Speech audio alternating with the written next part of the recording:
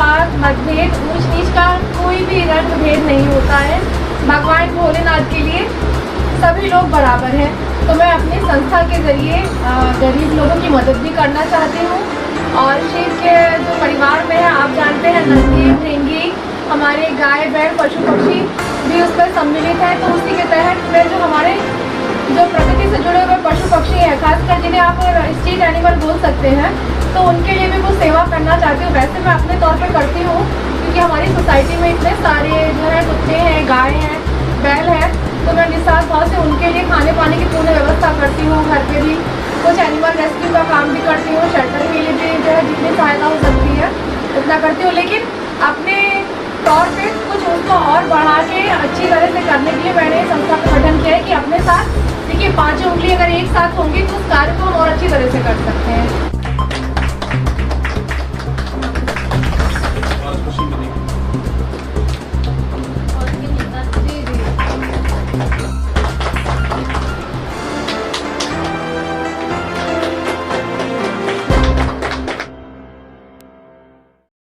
असली उड़ान अभी बाकी है, जिंदगी के कई इम्तिहान अभी बाकी है। अभी तो नापती है मिट्टी पर जमीन, अभी तो सारा आसमां बन।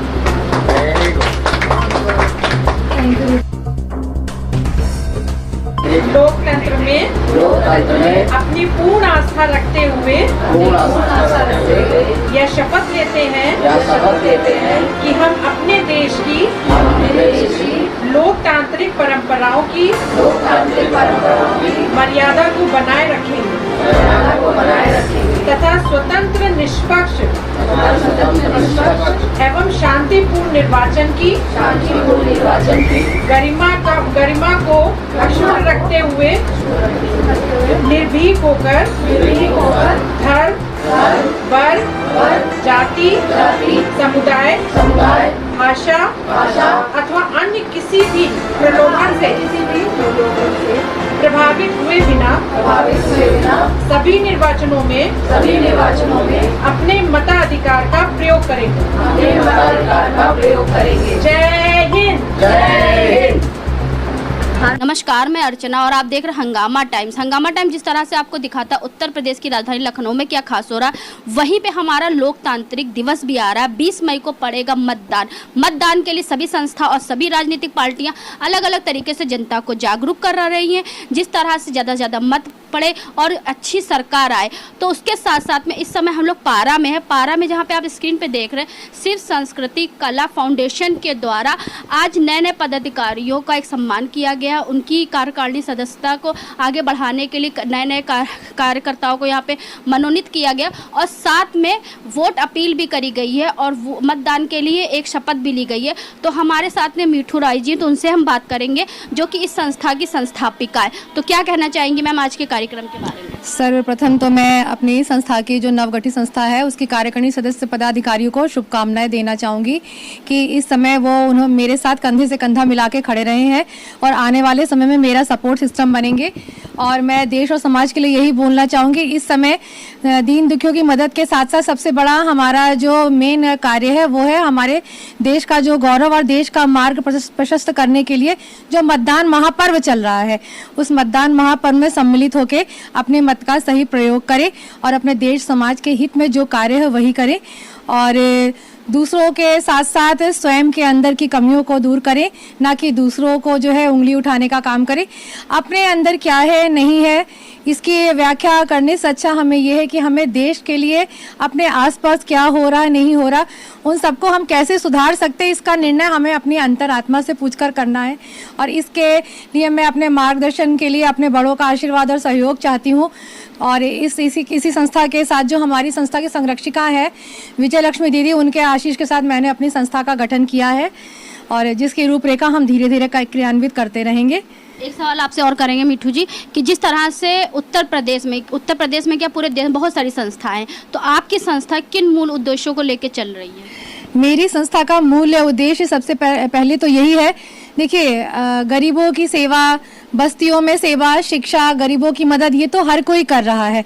मगर एक अहम मुद्दा ये है, इस समय आप देख रहे हैं इस गर्मी में रास्तों पे जो निर्जीव जो बेजुबान जानवर हैं जिनकी सहायता कोई नहीं करता है, उनका दाना पानी, उनके जीवन के बारे में कोई भी एक बार भी नहीं भांपता है।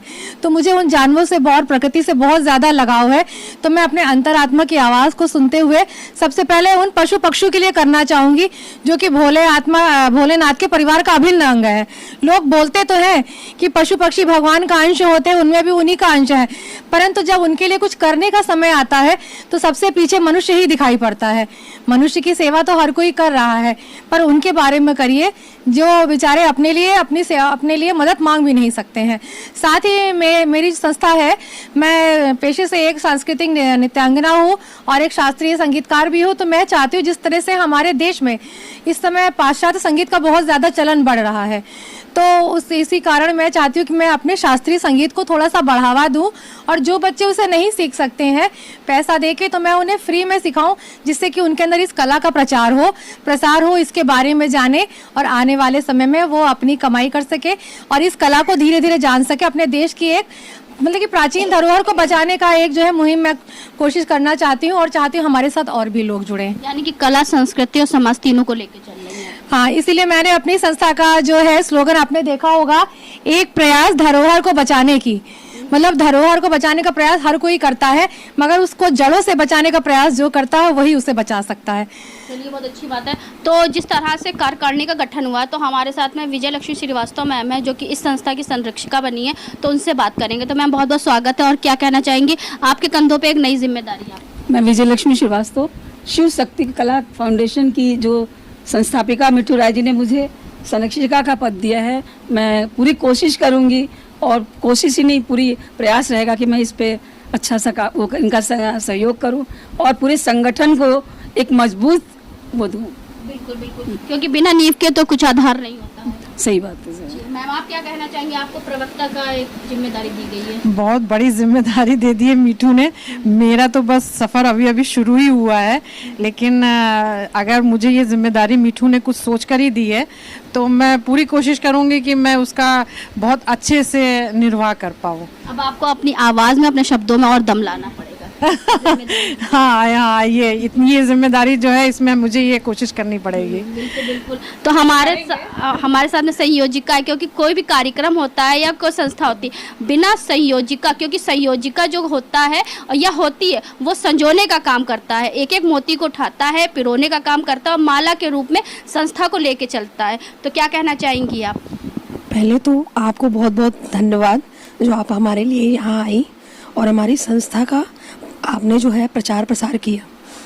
आज मेरा गला थोड़ा खराब है। कोई बात नहीं, मेरा भी खराब है, कोई बात नहीं। तो मैं थोड़ा सा धीरे बोल पा रही हूँ। सबसे और दूसरा, मीठू इन्होंने मुझे बहुत बड़ा पद दिया है। एक तरीके से मेरी लाइफ में कोई दे अभी इस समय इतना नहीं था, पर उन्होंने जो मुझे पद दिया है इसके मैं लायक नहीं थी।